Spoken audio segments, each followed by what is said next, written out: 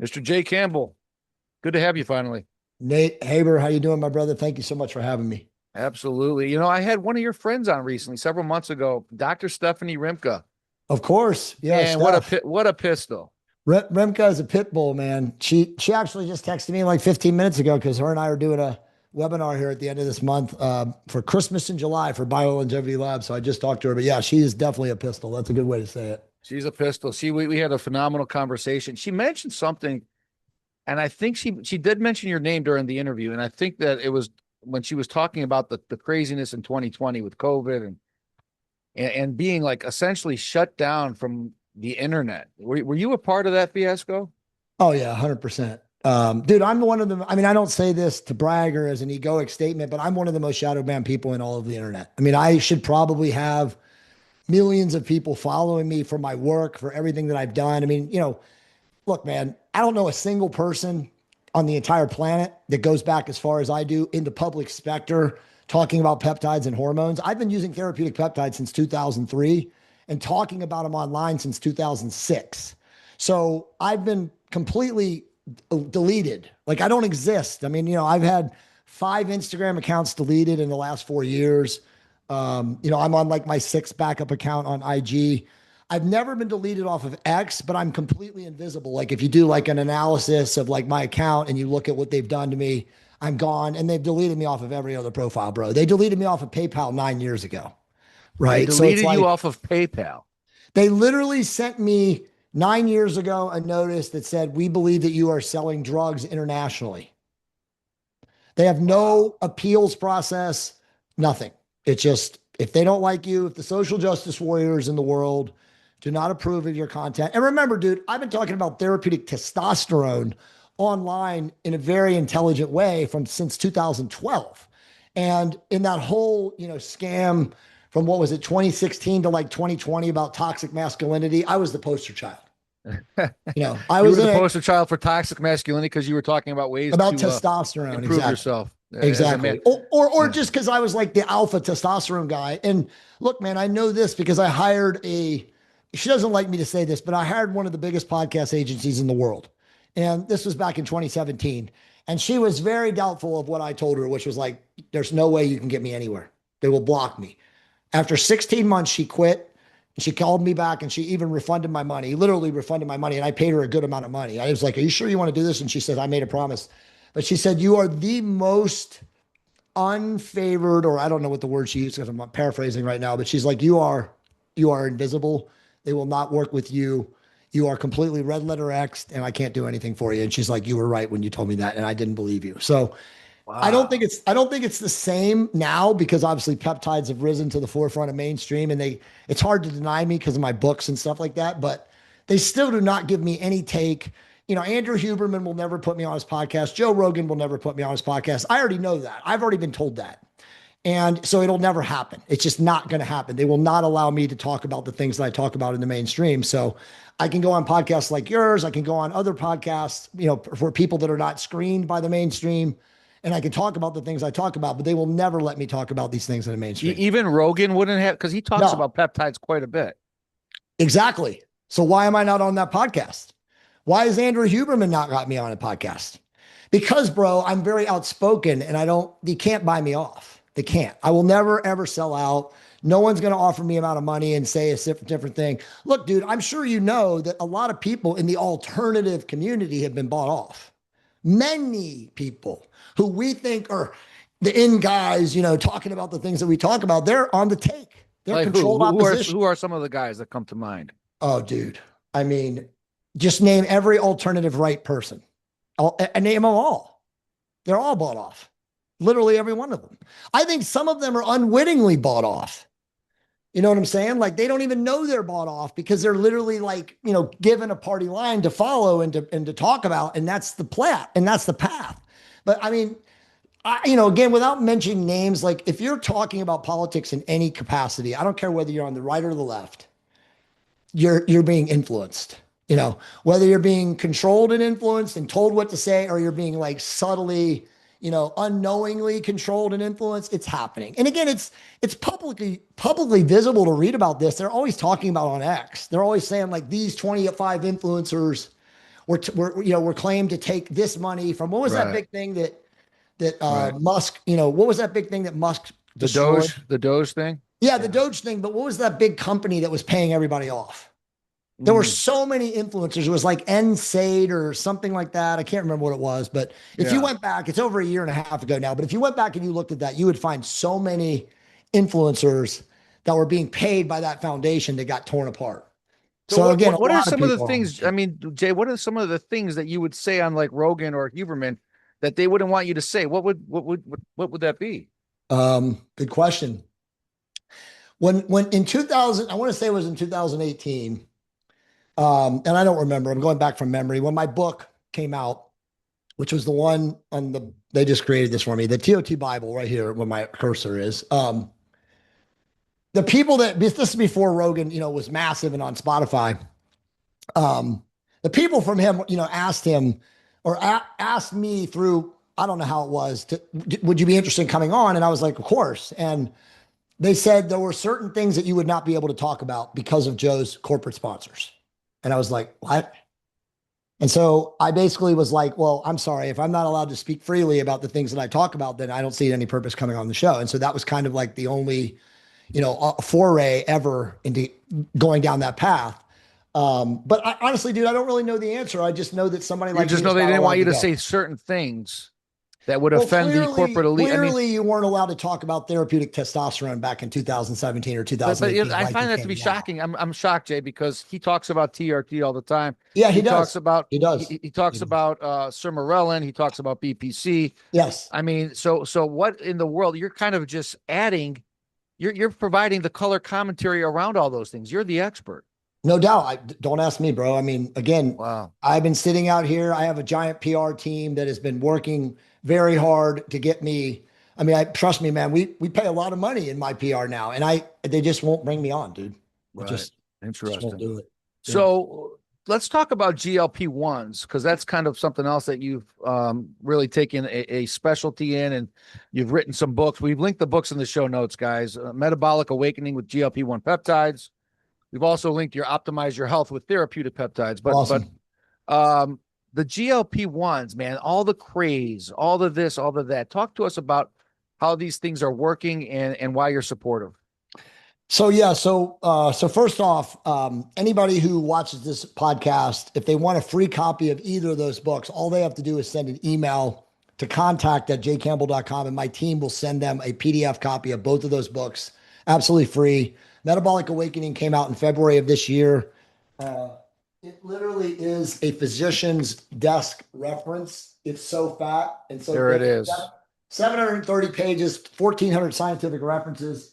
It took us literally, me and my two copywriters, it took us 8 months to write it, and we did not use AI. So that said, nobody reads it because nobody can read today, and it's 700 pages, right? So it's too big, but it is, like I said, a physician's desk reference. But uh, GLP-1 peptides have actually been in the scientific inquiry world since 2006.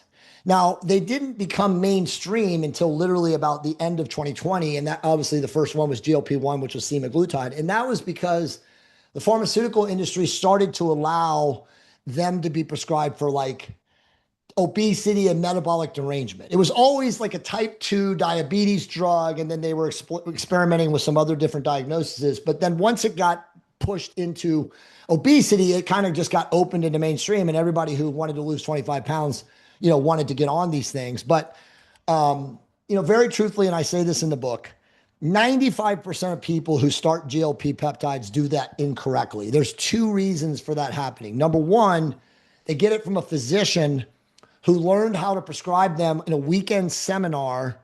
And then beyond that, got the package insert from the product from either Eli Lilly or Novo Nordisk, the pharmaceutical manufacturers, and the pharma rep who came into their office for 20 minutes, right? So they don't truly understand like the power and the magnitude and the capabilities of these drugs when they're used correctly. And I can get to that in a second. And then the number two thing is they're sold as magic bullets, right? So they're sold as like this magic product where you don't have to exercise, you don't have to lift weights, you don't have to eat enough protein, you don't have to know if you're hormonally optimized or balanced. And so most people don't change their lifestyle, which we could call for this show epigenetics, And so they take too high of a dose and they don't change their lifestyle and they wipe out their bodies. They wipe out the receptors. After 3 to 4 weeks of high dosages, they continue to escalate the dosages higher. They again reach what is known as receptor saturation or receptor attenuation, and they blow out the receptors. And then they have all these negative side effects, which, by the way, are all true. The hair loss, the facial collapse, the ass collapse, the back collapse, the jaw collapse. Again, people lose muscle on these products when they don't change their lifestyle and do all the things necessary to use them. And then, of course, they're also taking too high of dosages. So this is the reason that most people in the mainstream, including lots of doctors and gurus and, call it social media influencers and experts, glom onto them and say they're the devil. But the science, which obviously I'm very well known and understanding of, because of the research I do, proves completely otherwise. In fact, the science shows that when you take a micro dose of any of these products, whether it's semaglutide, which is stage 1, tirzepatide, which is stage 2, or the newest one, which will be FDA approved at some point this year, likely by Eli Lilly, which is retatrutide, which is stage 3, they change body composition, they rewire brain patterning. I mean, dude, these are the most amazing pharmaceutical interventions in the history of pharmaceutical science. It's just that we have so many people that don't understand how to use them. And again, they're not magic bullets, they're just tools. And so really people like me, people like you, the physicians that are prescribing them, they really have to understand how to use them. And that's obviously why I wrote my book. And so if you understand how to use them, they're the greatest tools ever. And look, it's important to also say this: you don't get addicted to the drug. You use the drug in a microdose fashion, which actually allows you and shapes you to change your life, to do all the things, which again are eating enough protein, lifting weights, doing cardiovascular exercise, hopefully balancing your hormones, and getting enough sleep, mitigating EMF, et cetera, that you will change your body. And then once you change your body, because the GLP is so powerful in rewiring the brain, you also change your habits. And so once your habits change, you're going to maintain this newfound svelte, hopefully physique, whether you're a man or a woman. And so you don't have to stay on these drugs. However, and I tell people this, and it's very important, once you know how to use them, you can go back to use them for a couple of months whenever you want, right? Think of a 60-year-old man or woman who falls and breaks their hip and they can't move for 6 months. Well, they gain 25 or 30 pounds because they can't move. Well, guess what? I know how to use a GLP now, and I can go back on that when I get, healthy and healed, and I can lose the weight again. So all they are is, expert tools that we've never had in the history of pharmaceutical science before then. We've never had any supplements like them too, because they are very powerful tools.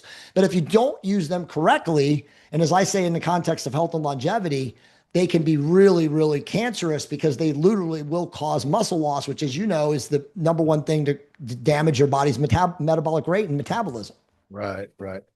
Well, that's a lot to take in. That's good stuff. So several things there, because I look at listen, I know a ton of people that are on these things, and even the ones that don't talk freely about it, Sure. know when they're on these things. It's so easy to tell, as you said. And sometimes I look at some of these people and I'm going, man, you looked healthier, 50 pounds heavier. You look healthy as an overweight doughboy. It's totally true. And again, that goes back to the 95% of people doing this wrong. And look, in their defense, and I don't have any defense for fat people who are inflamed, who don't take care of themselves, but in their defense, they don't get the proper prescribing instructions. They're not told by the doctor anything other than it's a magic bullet.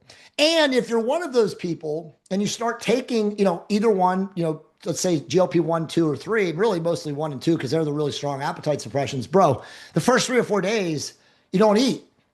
It's crushing your appetite. So hence 5 or 6, 7 days later, you start dropping pant sizes. If you're really fat, you drop weight and you think, wow, this is working. And so then these people don't change their lifestyle. They just eat once every 3 days and eat a bunch of McDonald's cheeseburgers and wash it down with Mountain Dew and Fritos or something. So, they're not literally understanding what they need to do. But again, I could tell you thousands of people and show you this, who do take tiny, tiny microdoses of these, who completely change their body and change their life ultimately. Because as you know, man, when you are healthier, you have higher energy, you feel better about yourself, you have stronger morale, you show up. You're going to be more apt to show up. I mean, obese, metabolically deranged, insulin resistant people feel like shit. Their body is having a cytokine storm 24/7. So they're not there. They can't be as productive as someone who isn't like that. So, it's an interesting time, but I truly do think that these drugs in the next 3 to 5 years, as more and more people become intelligent in using them and more doctors understand how to prescribe them, I think they're going to end obesity. And that's my hope. And that's literally why I wrote the book, because, very truthfully, my mom died of obesity. She died of COVID, in 2023, but it was, of course, a bullshit diagnosis. The doctors where she was in Atlanta gave her remdesivir. I was living in Mexico, so I had no control of stopping this. But when I found this out, I was like, you guys don't even know what remdesivir does. But the bottom line is that my mom was obese. She didn't die of COVID. She died because she was in poor health and didn't live a good lifestyle. But, my mission since then is like, how can I teach millions of people how to use these drugs so they don't have to suffer the same fate that my mother did? Well, you mentioned 3 to 5 years, you hope it ends obesity. What do you think we'll discover in about 5 years from now about these GLPs that we were wrong about? Well, I don't know how to answer that. I can definitely tell you this. The GLPs right now that people are familiar with are useless compared to what's in the pipeline. And I have a whole entire chapter in the book that discusses the drugs that are in the pipeline. When I say in the pipeline, I mean they're already 5, 6 years into studies. And they're incredible, dude. Like, imagine taking a microdose of a stage 5 GLP and literally looking like a Superman cartoon character bodybuilder, if that's your desire. If you just want to be, 8 to 9% body fat year round and you don't want to lift weights, but you just want to be super lean, there'll be that. So where we're heading, we are in a biomedical golden age. We are in what you could call a revolutionary environment. My argument is that will society blow itself up before, humanity, the globe, et cetera, can experience these? And I will also say this.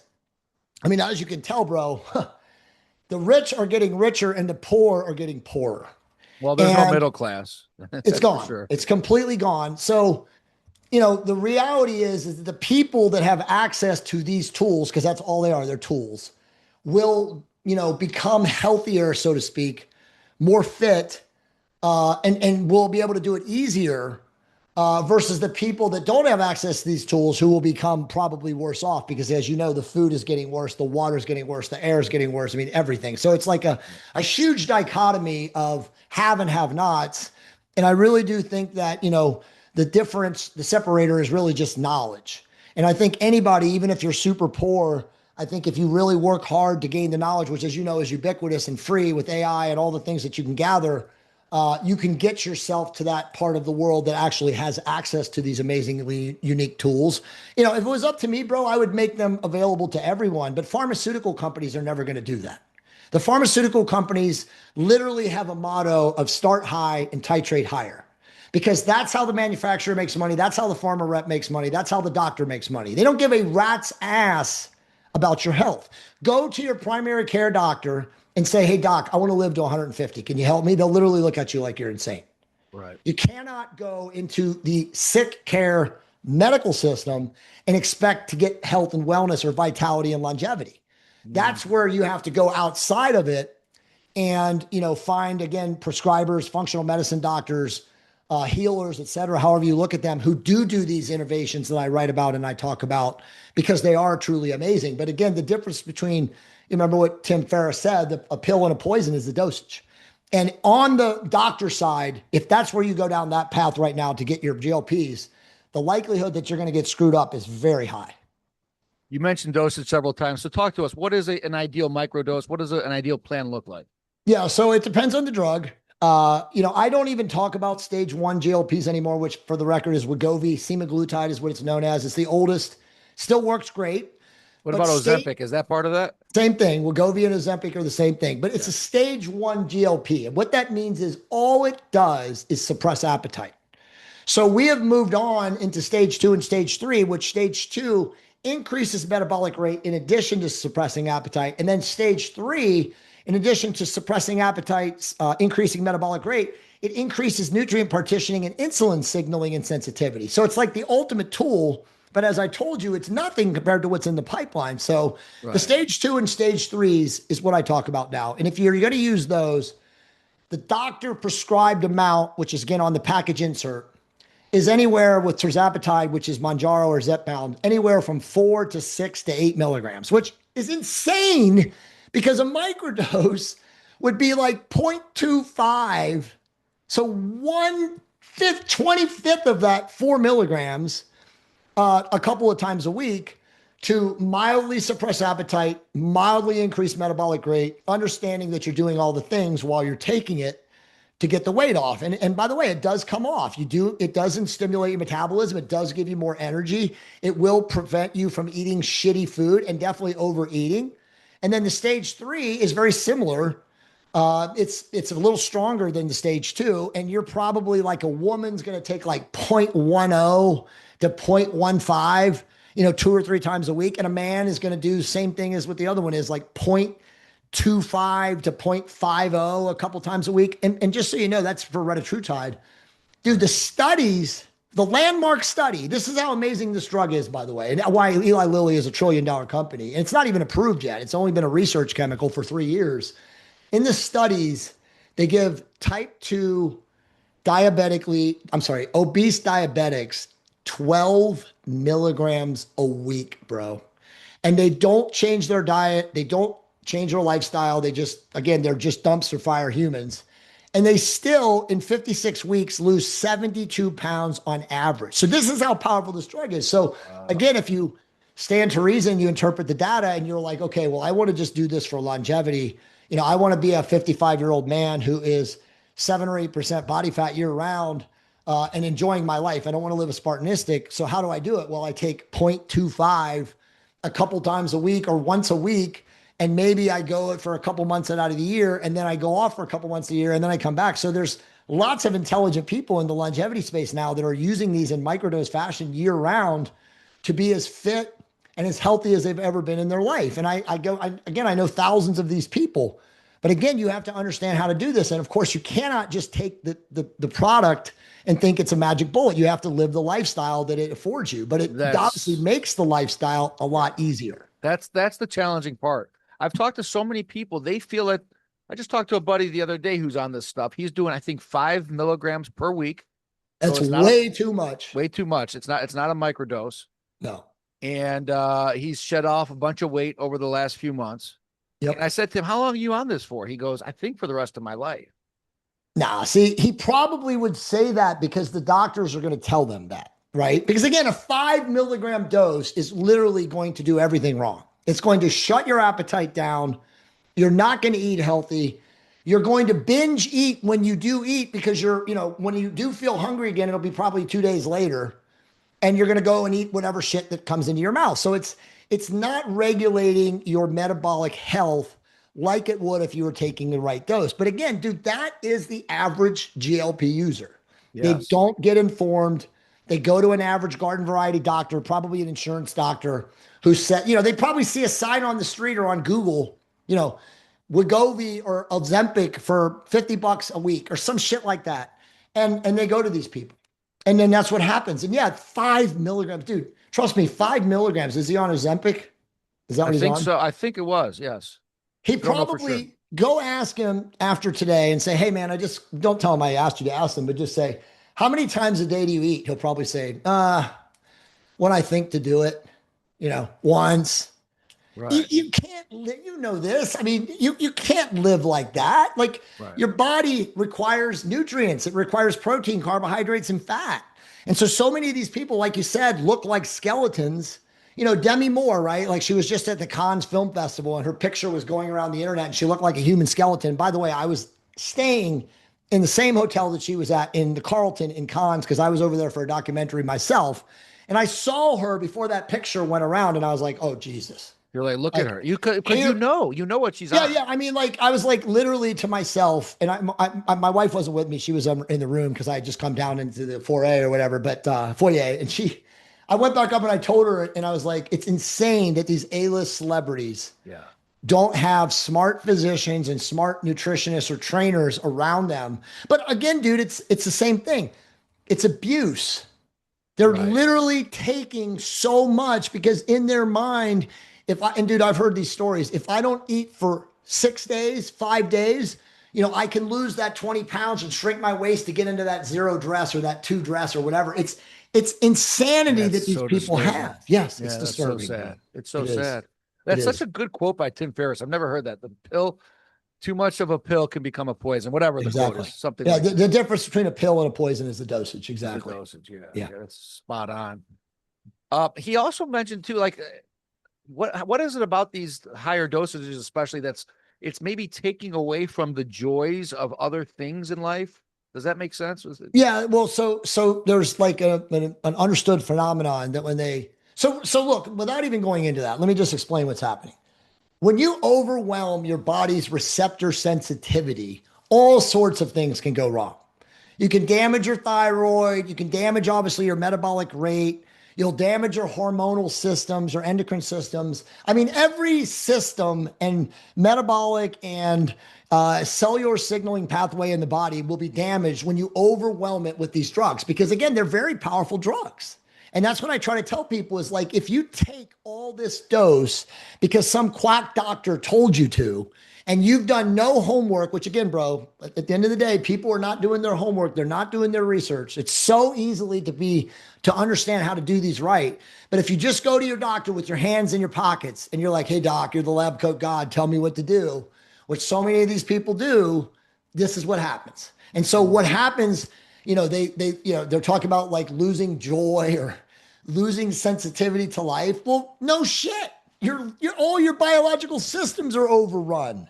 You don't know what day of the, what time of the day it is. And there's lots of people walking around the United States like this right now. And again, this is not their fault. As much as I want to say it is, they trust their doctors. And where we could kind of go with this now, dude, is Nate is a really good point is to say, because I just saw this study the other day before COVID in the United States, the medical establishment had a 74% approval rating. In 2004, so that's 2 years ago, so it's worse now, it was at 27%. So how this, you can look at this right now is those people who literally trust the lab coat God as literally the God for their life will do anything they say. But thankfully for you and me and the rest of the world, that percentage of people is becoming less and less. So as long as you go into your doctor saying, hey, look, I watched this maniac, Jay Campbell, talk about microdosing GLPs. That's the only way I want to do it. Then you'll get a microdose of a GLP. They'll say, hey, I'm giving you 4 milligrams, but just take one or just take half of one. You know what I'm saying? So you have to go in and understand what you're looking to do for yourself. And this is where, this is my motto, become empowered, sovereign, and free, right? You are the personal savior of your own health. One of my good mentors used to say you have to become the proactive scientist of your own health.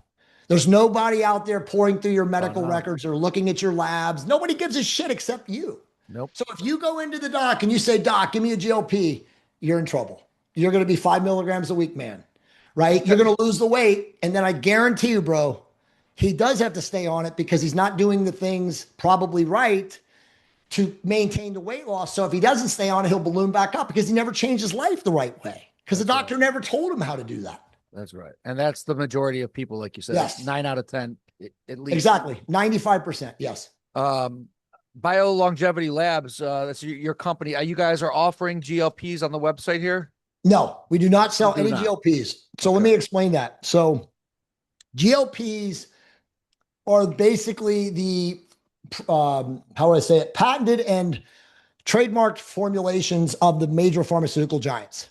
And there are lots of research chemical companies or RUO, which we call research use only, or what we call direct to consumer companies like mine that are selling those, but they don't have the legal advice and counsel that somebody like me and my company has. And so we stay out of the, what you call patent chain of the pharmaceutical giants and selling companies as research chemicals, because obviously legally you don't have the right to sell them. Now, retatrutide is a stage 3, not FDA approved yet. So as a research molecule, it's technically legal to sell, but we don't sell it because our attorney said last year in December, we were selling it last year. He said, stop selling it because the likelihood that Eli Lilly approves it in 2026 means that they have the right as a U.S. food and drug manufactured drug to go back to anybody in the beginning of the year. So it's like 12 months from when they approve it and go after you for selling it because you're not technically allowed to sell it as an FDA approved drug. So we've never sold any of the GLPs Gotcha. ourselves because, again, they are, for the most part, FDA approved. We sell a lot of products that are similar, small molecules, which we have patents and trademarks to, like FLGR 242, like Clotho, like Lepto 3GR, which is coming, which is a small molecule that simulates GLP peptide production, but nothing in the peptide or patent chain of the pharmaceutical giants. And obviously, we do that for a reason. So Yeah, got it. we do not sell any of those products, but obviously, in the past, I've been involved with some of the research chemicals before those things became FDA approved and selling them because they've been around a long time.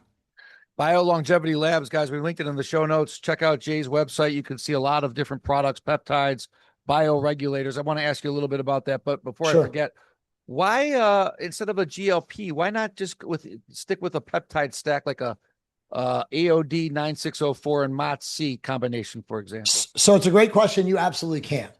I personally, I have kind of like my wife and I have what we call the J. Campbell God Stack, and I started it in 2021. And without a doubt, the best metabolic drug that's out there right now is a microdose of retatrutide. But since you can't get it, and Eli Lilly is about to approve it, what you just said is really now probably the best pathway. There's still people out there that bought a ton of retatrutide last year when people were liquidating it, so they're still using it. And obviously, it's still out there if you really are smart. You know how to, go under nooks and crannies and find it. But the mitochondrial optimizing peptides like a MOTS-C, like a 5-amino 1-MQ, like a SS31, which is actually now known as a lamipretide. You mentioned 5-AOD. I mean, AOD is more of a a secretog, a growth hormone stimulator. But those are all great options. And, I personally like to tell people, Nate, that regardless of how old you are, I mean, most of my information is really for 35 and up people, but I tell people the most important thing you do before you start any peptide is to find out if you have a hormone deficiency. Because if you do have a hormone deficiency, you really got to address that first. Like that's the first link in the chain before you start zapping your body with peptides, especially GLPs. Because as I said, if you are hormonally deficient and you start a GLP, the likelihood of muscle loss is so high. And you cannot afford, as you know, to have muscle loss because that just slows metabolic rate.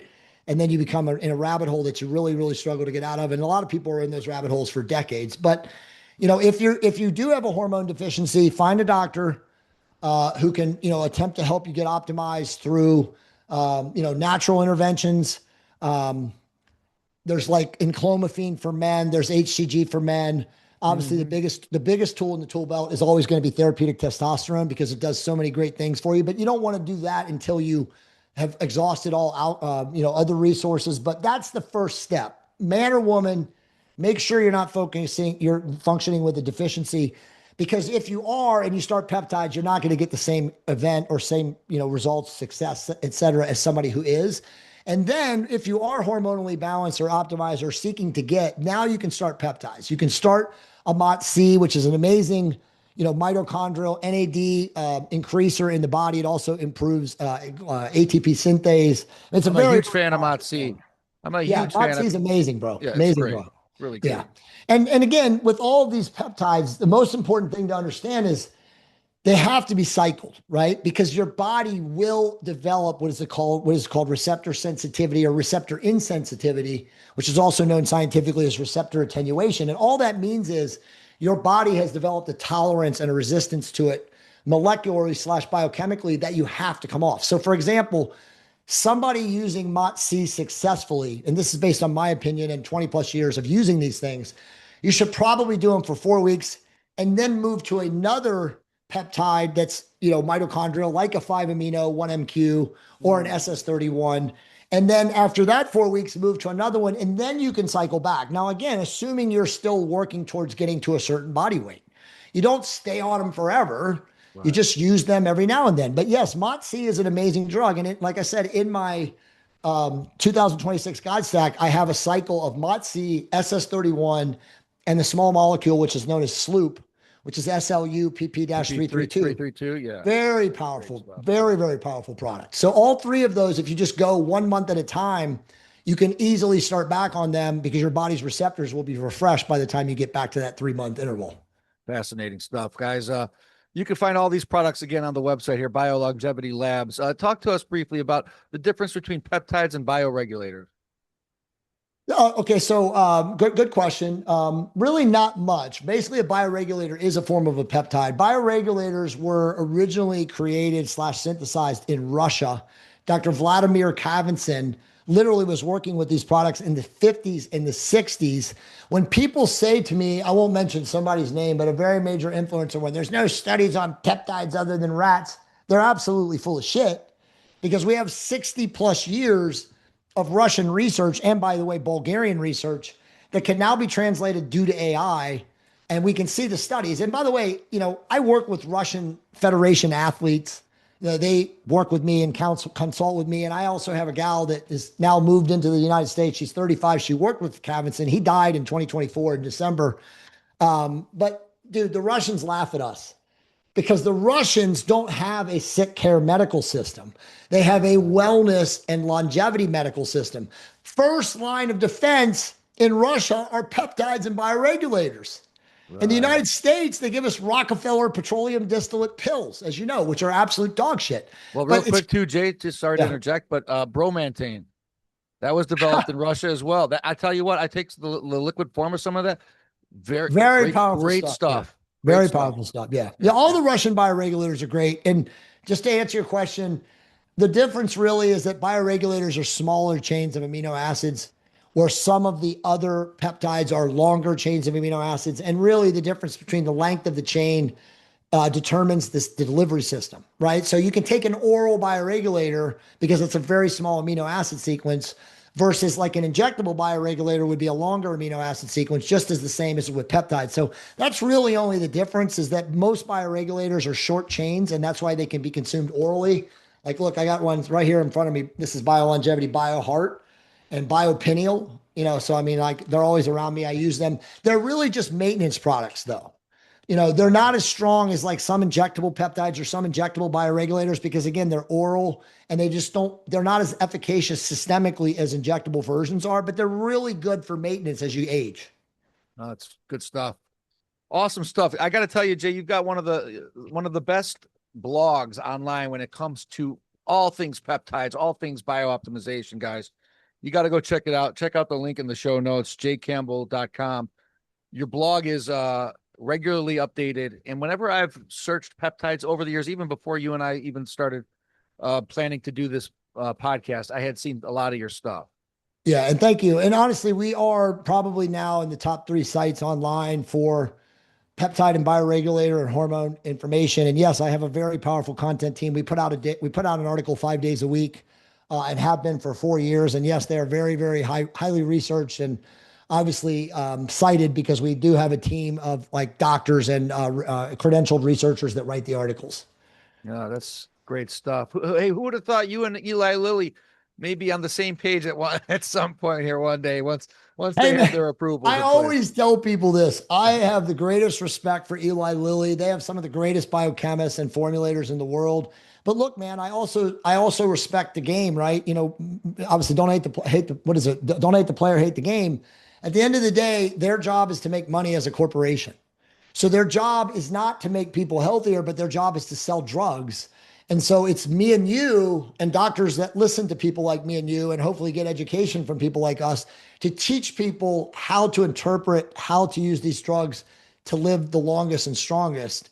Because again, that's not their job. Their job is to sell drugs, and their job is Right. to sell drugs at the highest margin possible, right? Yeah, no doubt about it. No doubt about it. Guys, check the links in the show notes. You can see more about Jay, his mission, his company, etc. Hey, real quick, anything that you want to share on this? You said you were in Cannes filming a documentary. Yeah, so actually not filming it, just we were there for the release of it, but it was called Shield and it's a Lolly production. It's something that I shot in 2024, but they actually launched it at cons. But I can share with you, let me see if I can actually share this real quick. So you'll be the first person that actually sees this. So I have for the first time in my life, I actually hired a ghostwriter. Here, you got to give me share so I can share this real quick on the Sure. screen. Let's see if it lets me. Okay, we're good now. So this book, can you see that? Living Leaner, Longer, Stronger. Yes. Okay, so this book is supposed to be coming out at the end of this month. If not the end of the month, it'll be the first week of August because I'm actually doing a giant presentation in San Diego at Prosperity Camp, which is a giant publishers conference. And this book is really probably, not unfortunately, but fortunately, my new magnum opus because it was written by a ghostwriter. And they were like, dude, you have so much knowledge and so much technical expertise, but your shit is just too technical for the average person. Allow us to write a book for, the average consumer to have. And so basically, this is like my life's work, in 225 pages. So Wow. this book should come out, hopefully, like I said, either the end of July. I don't know when this will run, but by end of July 2026 or early August 2026. And it really is like a compendium. Whereas if somebody is not like you and me, bro, and they don't know anything about peptides or hormones, and they want to just understand like how they can look and feel their absolute best as they age, this will be the book because it's literally a blueprint. Oh, that's fantastic stuff. Looking forward to that. We'll have to do this again. I'd love to see you on Rogan. I really would love to Well, see make that it happen. happen, man. Make it happen. I would love to be on Joe Rogan too. I'd blow his freaking mind. And I love Joe. I think he's I got amazing, to but tell you what, there'd be a lot of downloads on that one. I can promise you that. I think you're right, man. But listen, dude, I'm really grateful that you had me here today. And I know we had a couple episodes where we couldn't make it, such as life, but thank you. It was an honor. Absolutely. I'd love to come back. Let me know how I can do it Absolutely, brother. Thank you. Stay in touch. for sure.